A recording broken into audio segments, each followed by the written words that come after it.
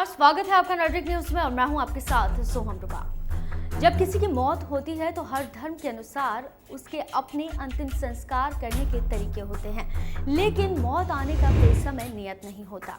कभी भी और किसी भी अवस्था में मौत हो सकती है, लेकिन जब तक व्यक्ति जिंदा रहता है तभी तक उसकी पूछ होती है।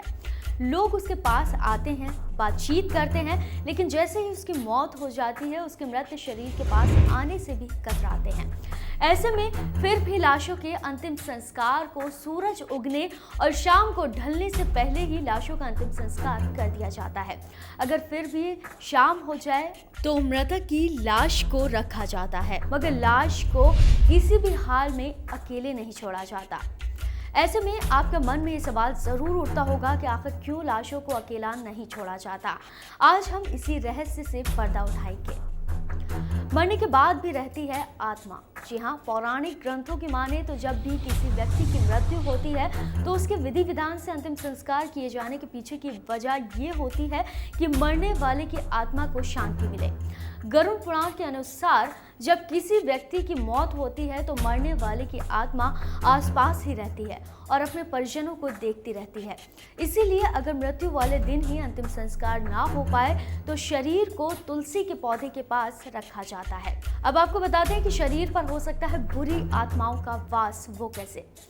जब भी किसी व्यक्ति की मृत्यु होती है तो उसका शरीर आत्मा रहित हो जाता है।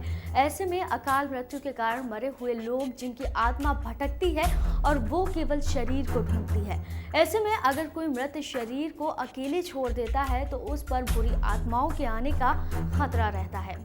कई तांत्रिक ऐसे भी होते हैं जो मृत शरीर का इस्तेमाल करके उसमें प्रेतात्मा डालकर अपने मन माने ढंग से काम करवाते हैं और अपनी दुश्मनी भी निकालते हैं। इसीलिए कहा जाता है कि मरने के बाद शरीर को अकेले नहीं छोड़ना चाहिए, साथ ही मृत शरीर के आसपास धुनी को जलाकर रखना चाहिए ताकि उसके प्रभाव से शरीर के आसपास कोई बुरी आत्मा ना भटके।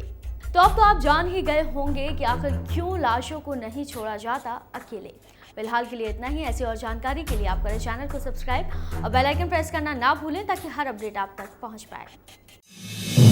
आप देख रहे हैं नेटवर्क न्यूज, साहस सच कहने का।